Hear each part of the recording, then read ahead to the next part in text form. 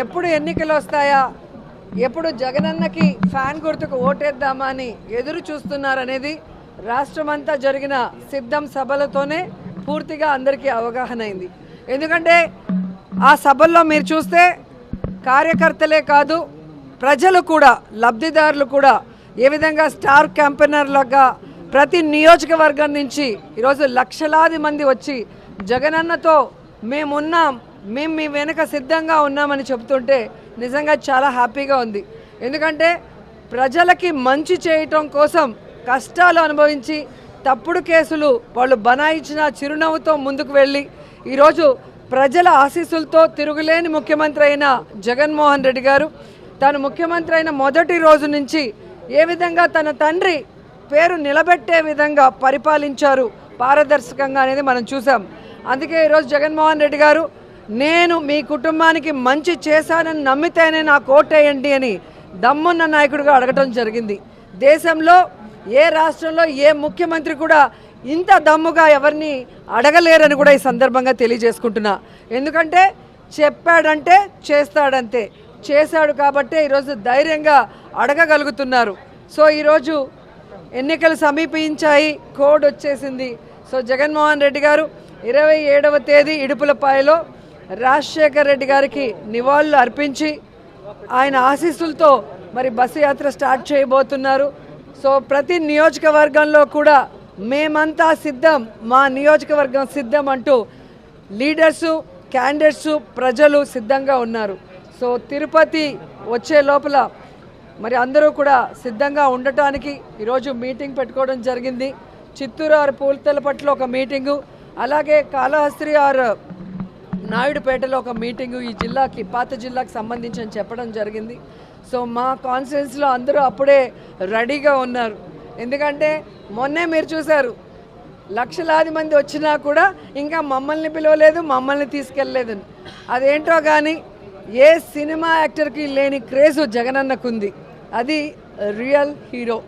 So ఆయన చేసిన మంచి పనులు, ఆయన చేసిన సంక్షేమం, ఆయన చేసిన డెవలప్మెంటే ఈరోజు జగనన్న వెనక మేము సిద్ధమంటూ అందరూ ముందుకొచ్చారు. సో మళ్ళీ ప్రజలకు ఏం చేయబోతున్నానో మేనిఫెస్టో రిలీజ్ చేయబోతున్నారంటే ప్రతి ఒక్కరూ ఆతృతగా ఎదురు చూస్తున్నారు. ఎందుకంటే చెప్పిన ప్రతి వాగ్దానాన్ని నెరవేర్చిన జగన్మోహన్ రెడ్డి గారు మళ్ళీ రాబోయే ఎన్నికలకి కొత్తగా ఏం చెబుతారు, ఆయన చెప్పాడంటే చేస్తాడన్న నమ్మకంతో ఎదురు చూస్తున్నారు. కానీ చంద్రబాబు నాయుడు అండ్కో ఏదైతే ఒక టీం ఉందో, గత ఎన్నికల్లో మీరు చూసారు 2014లో వీళ్ళు కలిసి వచ్చారు. ఏ విధంగా ప్రజల్ని మోసం చేసి అధికారంలోకి వచ్చాక ప్రజల్ని గాలికి వదిలేసి ఏ విధంగా రాష్ట్రాన్ని అప్పుల్లో ముంచేశారో ఈ రాష్ట్ర ప్రజలు ఇంకా మర్చిపోలేదు. సో ఆ ముగ్గురు మళ్ళీ కలిసి వచ్చి ఈరోజు ఏదైనా మేనిఫెస్టో రిలీజ్ చేసినా ఎవ్వరూ కూడా నమ్మే పరిస్థితిలో లేరు.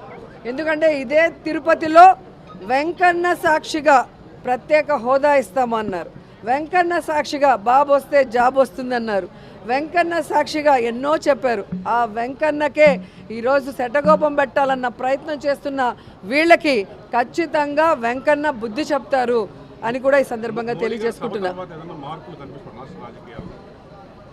ఎప్పుడైతే తెలుగుదేశం పార్టీ, జనసేన వాళ్ళ అభ్యర్థుల ఫస్ట్ లిస్ట్ రిలీజ్ చేశారో ఆ రోజే రాష్ట్రమంతా మీరు చూశారు వైఎస్ఆర్సీపీ సంబరాలు చేసుకుంది.